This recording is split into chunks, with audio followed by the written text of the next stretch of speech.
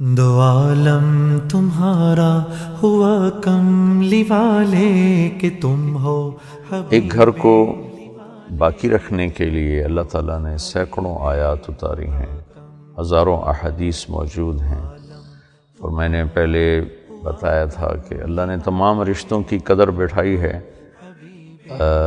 لیکن اس رشتے کی اللہ تعالیٰ نے عجب طریقے سے قدر، قیمت، عظمت بٹھائی ہے۔ کسی رشتے کو اللہ نے یہ نہیں کہا کہ یہ میری نشانیوں میں سے ہے، لیکن خامند اور بیوی کے رشتے کو اللہ تعالیٰ نے کہا من آیاتہ ان خلق لکم من انفسکم ازواجا لتسکنوا الیہا وجعل بینکم مودۃ ورحمۃ ان فی ذلک لآیات لقوم یتفکرون، کہ یہ میری نشانیوں میں سے ہے کہ میں نے تمہیں خامند اور بیوی کا رشتہ عطا کیا، تمہیں ایک دوسرے سے اس رشتے کے ساتھ جوڑا، اس میں سکون بھی رکھا، محبت بھی رکھی، ہمدردی بھی رکھی۔ بہرحال یہ دنیا تغیر، تبدل، انقلاب، گردش ایام، حالات کا، واقعات کا ٹکراؤ، رائے کا ٹکراؤ، مزاج کا ٹکراؤ، یہ اس دنیا کا لازمی حصہ ہے۔ آخری حد تک کوشش ہے کہ گھر بچا رہے، صلح صفائی سے چلے، یہاں تک کہ اللہ تعالیٰ نے بھی کہا کہ جب تم آپس میں کوئی فیصلہ نہیں کر پا رہے تو پھر کیا کرو، فَبْعَثُوا حَكَمًا مِّنْ أَهْلِهِ وَحَكَمًا مِّنْ أَهْلِهَا۔ یہ اور کسی رشتے میں اللہ نے یہ بات نہیں فرمائی۔ ماں باپ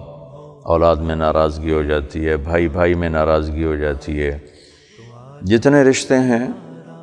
ان میں یہ بات اللہ نے نہیں فرمائی جو خامند اور بیوی کے ناچاقی ہو جائے، ناراضگی ہو جائے تو اللہ تعالیٰ فرماتے ہیں کہ جلدی نہ کرو، فَبْعَثُوا حَكَمًا مِّنْ أَهْلِهِ وَحَكَمًا مِّنْ أَهْلِهَا۔ ایک اچھا سمجھدار آدمی چنو لڑکے کی طرف سے، خامند کی طرف سے، اور ایک اچھا سمجھدار آدمی چنو لڑکی کی طرف سے، بیوی کی طرف سے۔ اگر وہ دونوں آپس میں کوئی فیصلہ نہیں کر پا رہے، والدین کوئی فیصلہ نہیں کر پا رہے، تو کسی سمجھدار، محترم، معزز فیملی کا آدمی یا آؤٹ آف فیملی، ایک کو لڑکے والے چن لے، ایک کو لڑکی والے چن لیں، وہ دونوں مل کر بیٹھ کر ان میں صلح صفائی کی کوشش کریں اور اس معاملے کو نمٹانے کی کوشش کریں کہ اللہ کرے یہ معاملہ سلجھ جائے اور سمٹ جائے۔ لیکن پھر بھی اگر یہ معاملہ نہیں سلجھتا تو پھر اللہ تعالیٰ نے علیحدگی کا راستہ رکھا ہے، لیکن وہ بالکل آخر میں ہے۔ اور جتنے حلال کام ہیں ان میں سب سے ناپسند اللہ کو طلاق ہے، ابغض الحلال الطلاق۔ اور یہ یا ایھا النبی اذا طلقتم النساء میں یہ بہت خوبصورت اشارہ ہے، یہاں ایک دم التفات ہے، اس کو بلاغت میں التفات کہتے ہیں۔ یا ایھا النبی اذا طلقتم النساء، بات ایمان والوں سے ہو رہی ہے، شروع اللہ کے نبی سے کی جا رہی، اے میرے نبی، اور ایک دم جب تم اپنی بیویوں کو طلاق دینے لگو، تو یہ آپس میں عجیب سا لگتا ہے کہ بات اللہ اپنے نبی سے فرما رہے ہیں، پھر ایک دم ایمان والوں سے بات شروع فرما دیتے ہیں، اے نبی جب تم اپنی بیویوں کو طلاق دو۔ تو اس میں علماء نے یہ ایک خوبصورت اشارہ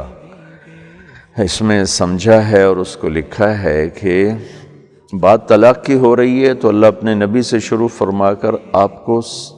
سفارشی بنا رہے ہیں کہ آپ ان سے کہیں کہ یہ طلاق نہ دیں،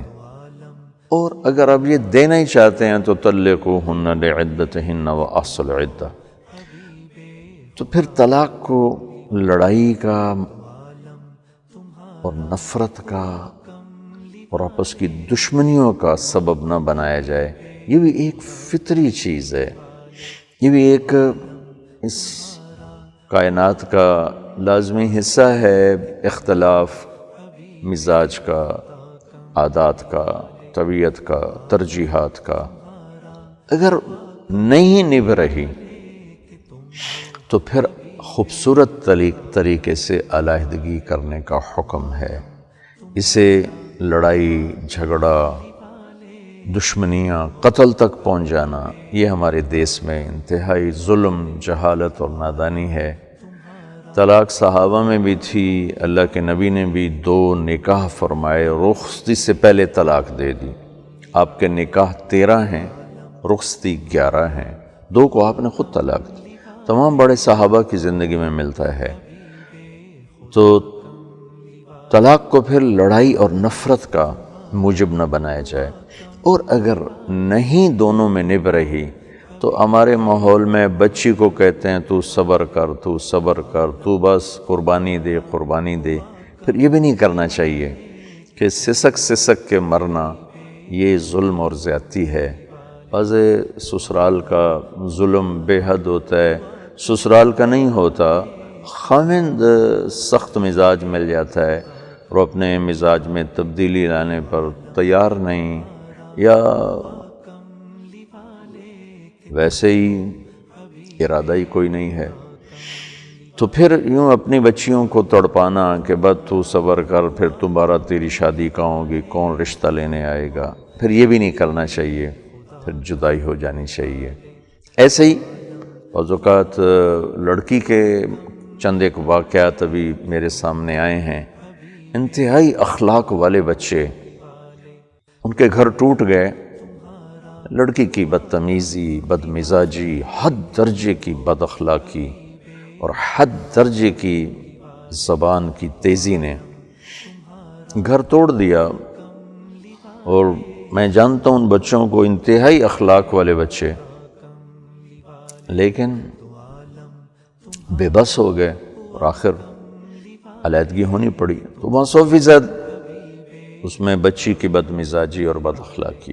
تو اس وقت لڑکے سے کہنا گزارا کر، گزارا کر، گزارا کر، بدنامی ہوگی، یہ بھی ٹھیک نہیں۔ پھر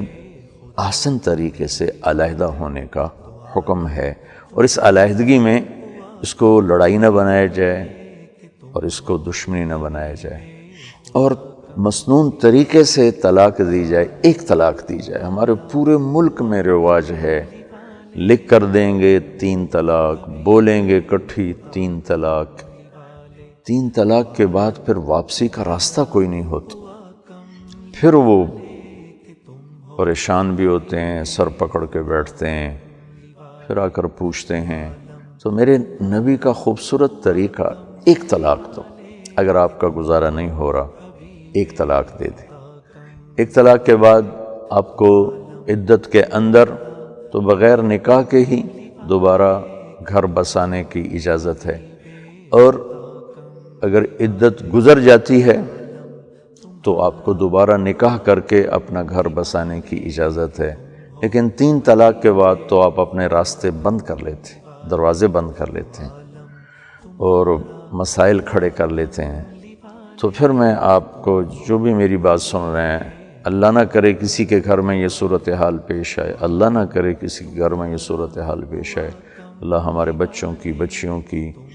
حفاظت فرمائے، ان کو اپنے گھروں میں خوش رکھے، آباد رکھے۔